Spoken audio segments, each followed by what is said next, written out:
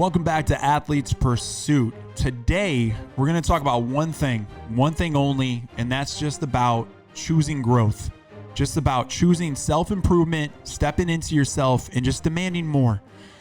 This means a lot to me because this is the type of stuff that, honestly, I wish I had heard or understood when I was trying to make changes in my life. I had always had a hunger to improve. Not sure where it always came from, to be honest, but I've always wanted to just get better. I've always had a commitment of trying to learn as much as I could, perform better, be better, get smarter, and just be a better person. I've just always wanted to do that. And that's with every aspect of my life. You know, I've wanted to be in better shape. I've wanted to master training. I wanted to understand my food and develop, better energy. I wanted to get better. At the time I was in sales, I wanted to get better at being, a salesman. I wanted to be better professionally. And then as a coach, I want to be a better coach. How can I speak better to you? What can I learn to connect more to clients? What can I learn more about just the science of training? How can I develop more balance in my life? The list goes on and on and on. But the pursuit of just improvement is at the forefront of my life, and it always has been. But in the beginning of this journey, specifically when I was in my 20s, I found it very difficult. There was a more transformational, I think a very pivotal moment of my life where I was working in corporate and had this completely different life, totally different way of living, of being, of who I was. And I wanted to change things, but we're talking about, for me at that time, was a radical shift going into something that was so structured into taking a leap of faith into, at the time, the modeling world, following my passion within fitness, following a calling, which was much more entrepreneurial in spirit. It was a pure leap of faith. It was scary. It was very different than anything I have experienced in my life before. And it required so much more of me than I have ever tapped into before. And I share that because I remember a moment in my life where I had a conversation with my brother, and I will never forget this. I will never forget this phone call. I was getting a haircut in Charlotte, North Carolina, and I was sitting outside, and he was asking me, he's like, "How are you doing?" And I had just gotten back, I think, from Cape Town, South Africa. I did a little stint out there for modeling for like 6 months, had a great time. But he asked me, "What's wrong, man? Like, what's going on?" And I was like, "Chris, I feel like a fraud here. I feel like I could have this great apartment. I could have this great life here where I'm at." And at the time I was working in sales. I had this corporate life. I had a steady paycheck, all that stuff. I was like, but I feel like a fraud, man. I feel like I'm not tapping into who I am. I feel like I've never tested myself truly. I feel like I'm more just collecting a paycheck because I'm in a good company. Like, I'm just in a good position. It's just a byproduct of me sitting here, but I'm not really making an impact. I don't know if I'm really good at my job or if I'm just more, in a good seat. If the company's doing well and I'm just kind of, here along for the ride. I wanted to test myself. I wanted to see what I was actually capable of. That meant a lot to me because this is about authenticity to me. I really want to know who I am just for myself. I want to develop a stronger relationship to myself. And a lot of my life has been about how can I cultivate more self-love, more self-respect for myself, self-confidence, so that I can be and step into my highest version of myself. That's really what this is. So training and health has been an outlet and been a method for self-improvement, but it's spread into every aspect of my life. But at this time in my life, it was very difficult to make these changes. And there were some things that I've learned because there's a psychology to this, man. I think when we're looking at really improvement, there's like these strategies that you follow. And when it comes to training, this is what you see all the time. You see people say, I want to follow a plan. I don't work out today, or I don't eat well today, but I want to start, tomorrow, and I want to start on these plans. And I want to do it 4 days a week, 5 days a week. And, they go a little bit too fast, like 2 workouts a day. And then I want to do weighing my food and have everything be packed. They kind of go 0 to 100 really, really fast on this stuff. And you see people burn out. And I noticed that people would quit and just wouldn't be able to stay consistent. And this is the number one reason why you just never adopt a healthy lifestyle, is simply because you don't stay in the fight long enough. I mean, this stuff really isn't rocket science when you break it down. It's really not, but it's just, can you stay committed to some of the habits as you figure this out, as you go through it. So I started to realize people aren't aligned. They don't have depth to their reason for change, because change is hard. I don't care how you slice it, no matter what you're trying to do in your life, energy is required for change, and it takes a lot of it. So you have to get the right alignment. You have to have the right reasons to cultivate change. I saw a quote that really stuck with me, and it was, slowness to change usually means fear of the new. And when you think about that, man, I think we sabotage ourselves a lot. Like, I've done this even subconsciously, where there's a fear of the unknown. You're not sure what you're getting into. It's easier also to stay where you are than to get into something different. Humans follow the path of least resistance. We do this. We go where things are comfortable. And when we're trying to make shifts and habit changes, things get out of whack, man. Your friend group can change. Your relationship with your friends can change. Where you live can change. Your job can change. Like, there's so much change. And then subconsciously you go, I don't know if I want these things to change.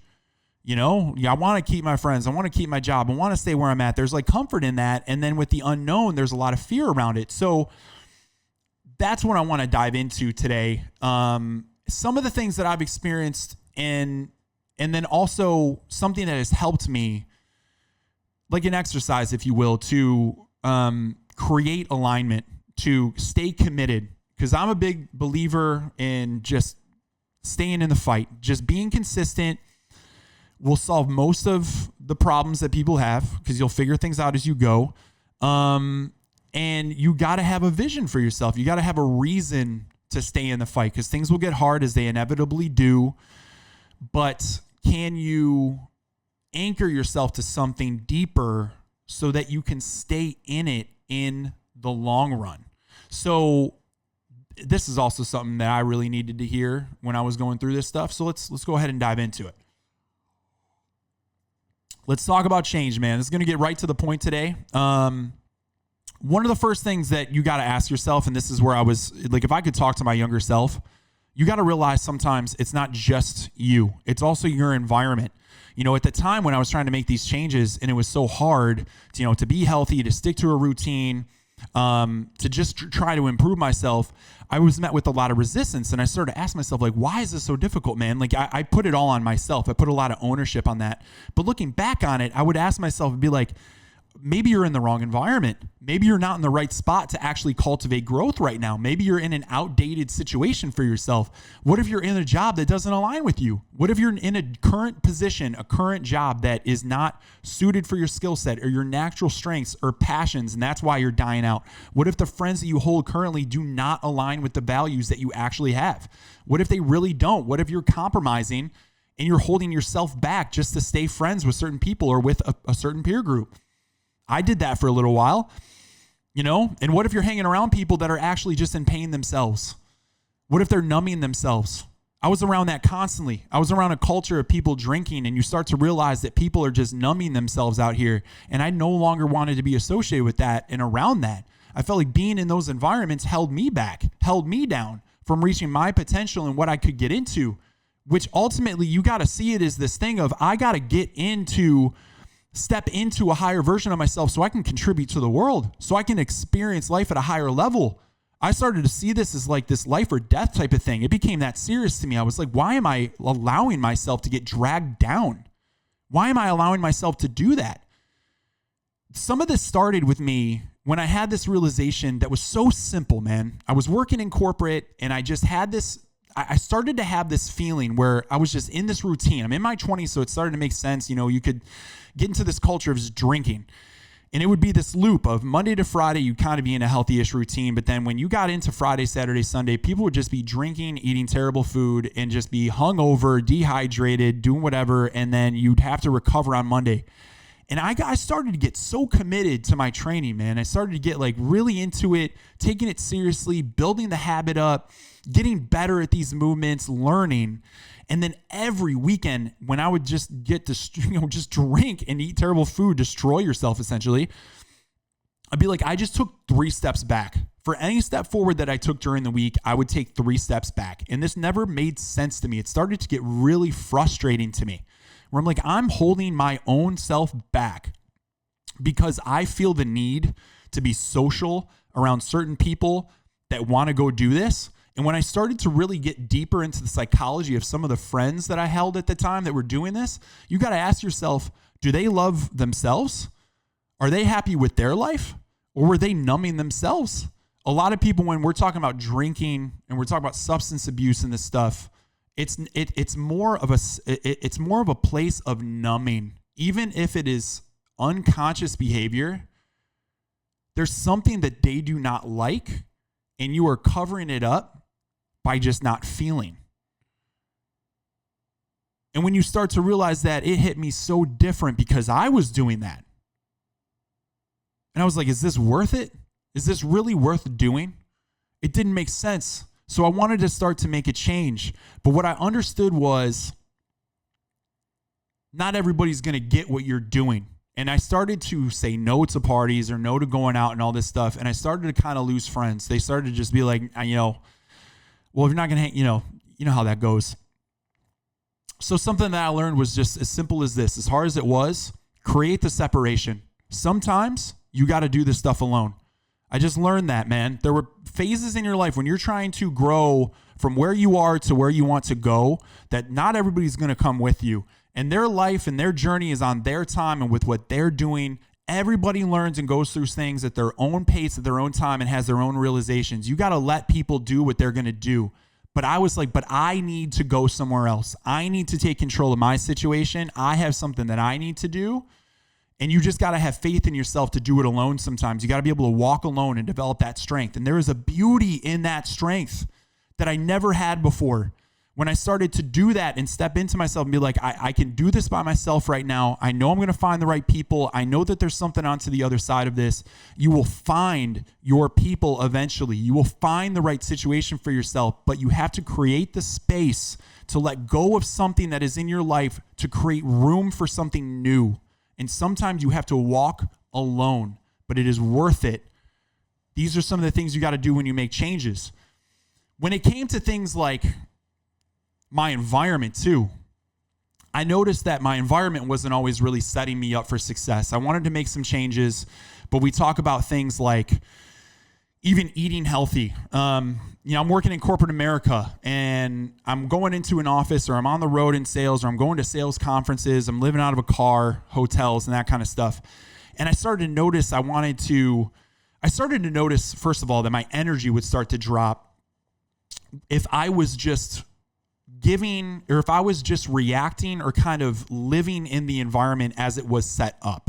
What I mean by that was I wasn't being proactive. I was just more reacting and adapting to the environment itself. So if I'm working in corporate and we have the office and they have, their breakfast, their lunch, you can go buy stuff at the cafeteria, etc. Well, then I'm obviously going to be eating the food that's around. Or if I'm at a sales conference and relying on what they cater for breakfast, lunch, dinner, then that's obviously what I'm going to be eating. You can try to make healthy choices, but let's just call it what it is, man. None of those conferences had healthy food. I just remember it being breakfast, like pastries for breakfast, high, like fat and heavy foods for lunch, and then cakes and donuts and weird stuff for dessert at 3 p.m. And then you'd be crashing. I just reached a point where I'm like, I no longer want to be in this environment. I need to do something different. It was dragging me down. I started to feel terrible. My energy would always drop. I wanted to get to a point where I'm like, why can't I control my energy and keep it a little bit higher so that I can go into my workouts and start to control that? All of it started to connect when I started to realize, let me cut the drinking. This is holding me back. And then you start to realize my food and how I'm setting myself up is also holding me back. And if I'm doing all of this hard work in the gym and I'm establishing that habit, then why am I allowing myself to just be victim to the environment that I'm in by not eating great food that's going to serve me? It didn't make any sense. And look, truthfully, this is the truth as far as I see it. America itself is not setting us up or doing us any favors when it comes to food. Anytime that I've traveled abroad and we go to Europe, we do something like that, the food system is completely different. And a lot of the food is natural. It's grown well. It's whole foods. And so the energy is just different. And in America, we do not do that at all. We make products. And so you are not set up to succeed here And so what I just decided to do, realizing that, was simple. It's taking control and making your environment work for you. Rather than being reactive to the environment and adapting to what they give you, why don't you just take control? I felt like I had to. I had no other choice, man. If they had healthy food available to us when we were doing these conferences and going around, I would use it. It'd be so much more convenient. I would love that. I wish that there were snacks at these conferences that I could just eat and keep me healthy and energized, but it never existed. So the advice is take control. Cook your own food. I used to bring it to the conferences. I used to pack it in my car, stop at gas stations and use the microwave to just heat up my own food because I could control that environment. I could take care of that. And when you're really serious about this type of change, maybe your environment is not helping you out. Maybe your current situation is not helping you out. But I was like, dude, I got some goals that I'm trying to hit. I got some things that I'm trying to do, and I'm trying to be different. And a lot of people are not going to do this work, and they're not going to take the extra step to make the changes. And I was like, you know what? There's something beautiful in that because I'm willing to. I'm willing to do it, and I want to be different, and I'm going to take those changes. I'm going to make those steps and make it happen. So when it comes to that, you know, these changes are difficult, but they are very well worth it. I felt it too when it even came to things like, this was a hard one for me. It was just feeling like how I felt like misunderstood sometimes within like friends and family with what I was doing. I remember feeling such pressure when I was trying to eat healthy and understand. I was just learning, man. I was learning about food, and I was making mistakes. You know, I was trying to count macros at the time, trying to understand what healthy was, trying to figure out what foods work for me, what doesn't, how much I should eat and all this stuff. I was just learning, man. I was learning the space. And some family members, man, and even friends would just, you know, be like, yo, live a little, you know, eat this, drink a little. You don't have to be so tight all the time, all this stuff. And I'm like, dude, back up, man. That's when I started to realize like there are just certain people that are just not going to understand what you're doing. I've started to realize that I was just around sometimes the wrong type of people. Because as soon as I got around the right type of people, everything changed. Because I was around the wrong type of people. We didn't have similar values and we weren't aligned. We didn't live life the same. There was always a resistance. There was always a, why are you doing that? Why can't you loosen up kind of a thing? But as soon as I got around people that were in this lifestyle, that were healthy, that were about improvement and taking the, you know, control of their life, wanting to better themselves, dude, I felt like I was in heaven. I felt like I was among my people. None of it felt extreme. None of it felt crazy. They were just like, yeah, of course we do this. Yeah, you got to cook your food. Yeah, we go to the gym like, you know, at this time we do these workouts and then we go do our work and yeah, we meditate and yeah, we take care of their self-care. You're just in your community and then you're like, I'm at home with these people. And then all of a sudden everything starts to elevate because there are people that are doing it at a higher level than even you are. You know, they're cultivating these habits. So you got to ask yourself, are you in the right environment? Because if people aren't understanding you, people aren't getting you, and you feel like you're always met with a resistance, you just got to ask yourself, am I around the right people? And you always hear that when it comes to training and just, you know, improving your life in general. Are you surrounding yourself with people that are doing it better than you? Because the second that I got around a community, and for me, it was Tone House in New York. You know, I learned so much from the founder there, from Alonzo. He took me under his wing to like just to lift in a different way. And with James McMillan, like these were my guys out here and all the coaches there. We had a blast. And like being around that community, it elevated my performance because you see people doing this stuff at the highest level. And when you start to see that, everything starts to change in your life. You start to grab onto these habits and you start to just elevate your performance in a different way. And there's a calmness about it. There's like a peace about it too, where you just feel like you are with your people. But here's the thing that I want to wrap this up with is to get to the other side of this is not easy, and there's a lot of difficult roads. I mean, what I'm telling you, almost the story is condensed from when I was in corporate making these changes to when I got to New York as a coach and like making, you know, quote unquote, my dreams come true, if you will, to get here in the fitness space. It was not a straight line. It was up and down. I wanted to quit so many times. I felt unsure about myself constantly. I didn't know if I was doing things the right way. I made adaptations to how I was doing things almost every week, month, etc., because I was learning. And when it comes to fitness too, I was lifting in ways that were not the most optimal. I was eating in ways that were not the most optimal. It wasn't the best ways, but I just never stopped. I just wanted to learn. So I just told myself I'm going to stay committed and I'm going to continue to learn and evolve as I go. And I know that the biggest mistake people make is they just quit because they want to get things so done and wrapped up and be neat and tidy with it from the jump. But when does that happen? You got to be able to get messy with this. You got to develop like this love for the process, for the ups and the downs. So instead of being so outcome focused, why don't we get process focused?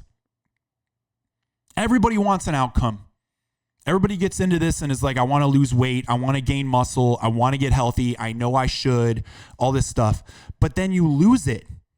You start to lose it because you get so outcome focused that it becomes like this rush. It becomes like this race to get to the finish line. So then you just bypass the entire process of it itself. But the most beautiful part of growth is that journey. And I don't mean to be cliche, but it's the truth. And if you can create a presence of mind to be present in the moment as you attack the pursuit, you're going to learn more and develop more and step more into yourself. And you will love everything that you're doing. And guess what? You get the outcome. It comes. It will happen. But the thing is that you realize is that once you get the outcome, a new one's going to exist. You're going to get there and then you're going to want something else. So why not create a healthy relationship, like a romantic relationship with this process, knowing that your outcomes are going to change all the time throughout your life? Like, for example, I'm learning guitar right now, and I've always quit guitar. So I kind of relate as a beginner for someone that's getting into the fitness space the same way that I'm learning guitar, because I've always been, on and off, stop and go with guitar until so far recently I've had this relationship to it where I'm like, you know what? I'm going to change my approach to it. When I was learning guitar before, like in college, I told myself, you know what? I want to learn because it would be really cool to be able to sing some songs for some of these girls in college right now. That would be quite a flex. And it would be, but, or it'd be cool to jam at parties, all that kind of stuff. I was in it for like the cool factor. And I started to play, but I would ultimately quit because stuff would get hard. I would get stuck on a lesson. I wouldn't know where to go with things. I also didn't have help. I didn't have the right structured plan. I wasn't on a cadence or a habit. And I did not even realize the real reasons of why I wanted to learn guitar. It was all just very at the finish line. This is where I want to get. So when you only fixate on the finish line, you're no longer focused on the present moment in the process to actually get there. So I quit. I stopped. Stop and go. Now I have this like different viewpoint on it. I was talking to Tina, my fiance, about this with why I wanted to do this again. It was such a different place. It was like, I noticed, I'm doing my work, I'm filming at Tonal. We're creating these workouts, working with this community. I'm doing the podcast. We're doing work and programming, whatever we do, right? We're always kind of working. And when I get home, I want to create separation. I want to be able to turn off work, put that in the back burner and move on to, let's just be at home, enjoy ourselves here and like focus on, leisure time, quality time with your family, like other things that you do for fun, right?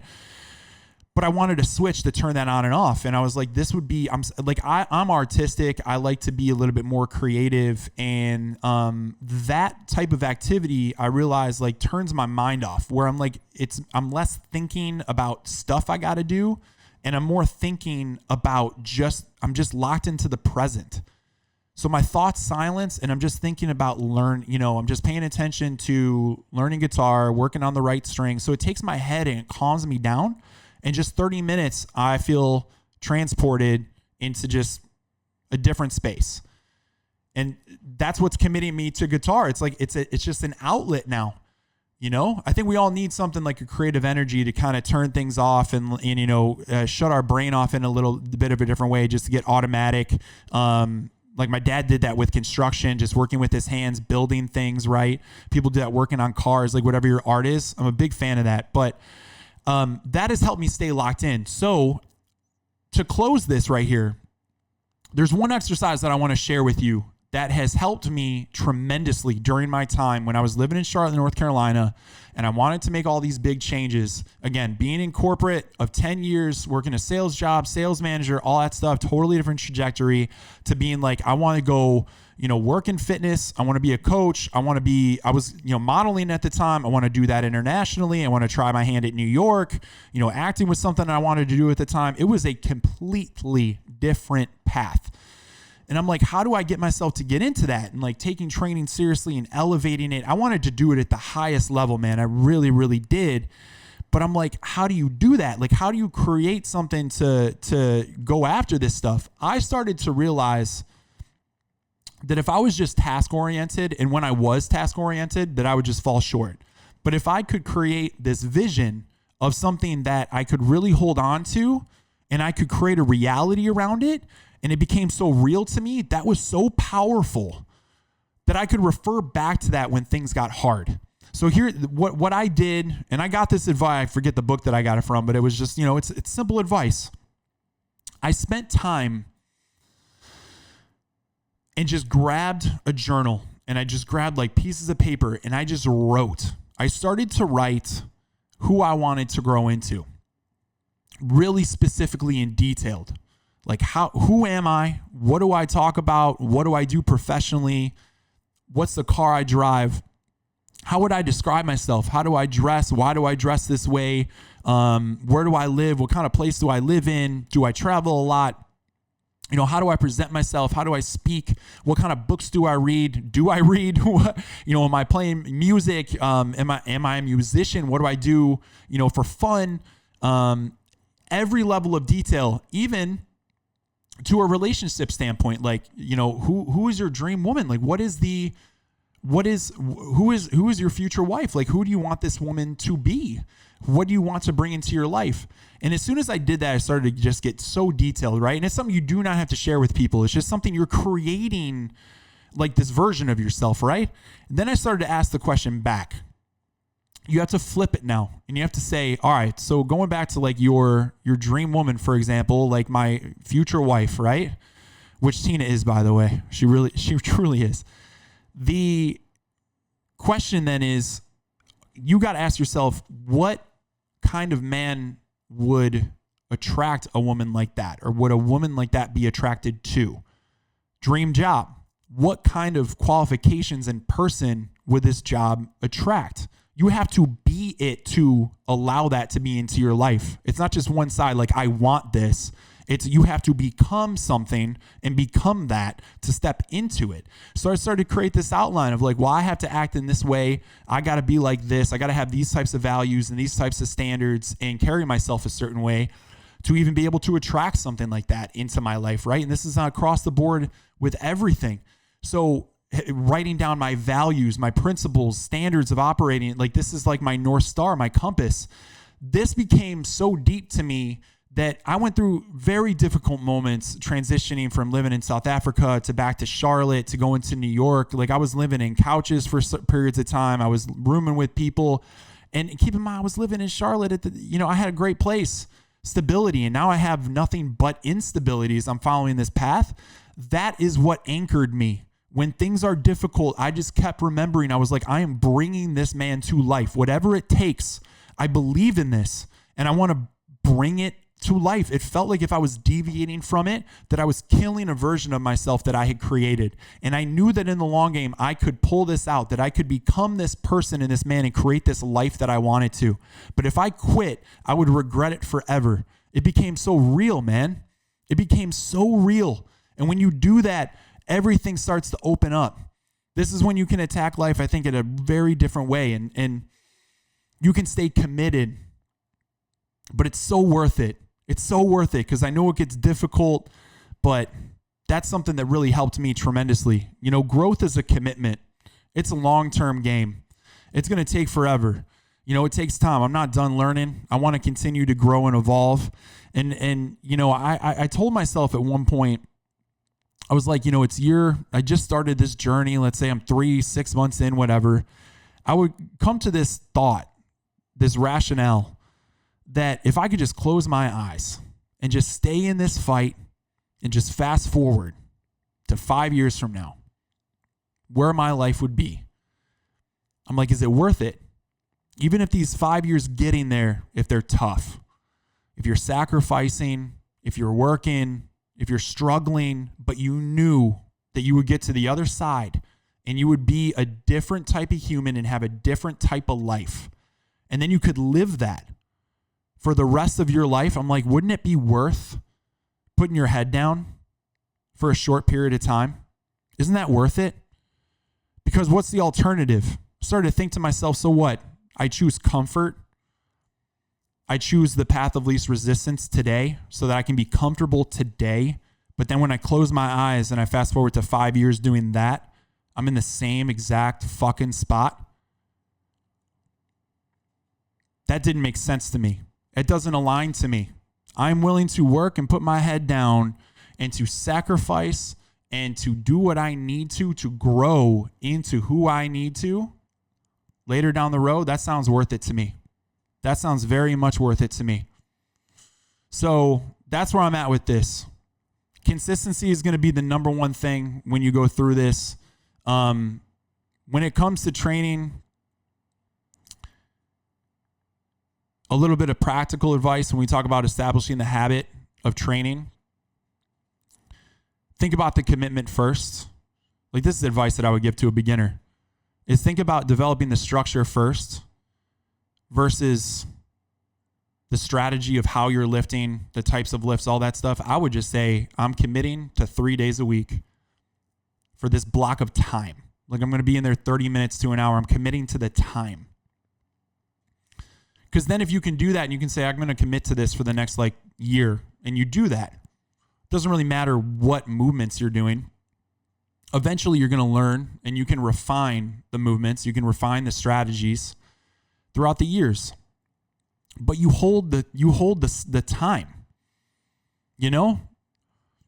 Like I have my training days and I'm never going to change. Like I'm in the gym. I know the days that I'm going in and training. They are locked for me. How I'm going to train is going to change, but the time is committed. It's in there for me. Do that type of stuff for yourself. Honor the commitments. Hold on to the vision, and then just grow as you go. You do not have to be perfect. You will make mistakes. You will be a beginner. You will not look great. You will be foolish. And to quote from Stoicism, if you want to improve, be content to be thought foolish and stupid. Just be a beginner and be willing to learn.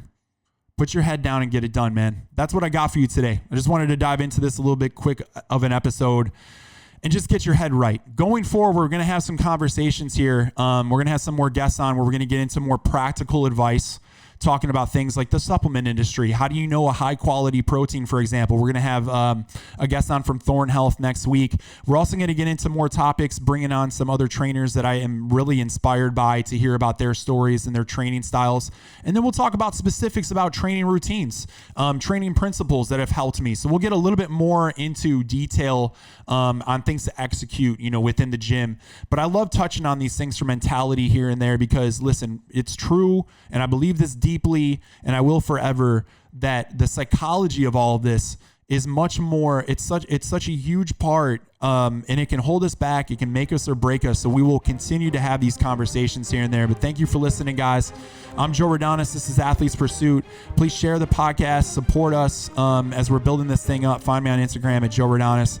And as always, see you guys next time.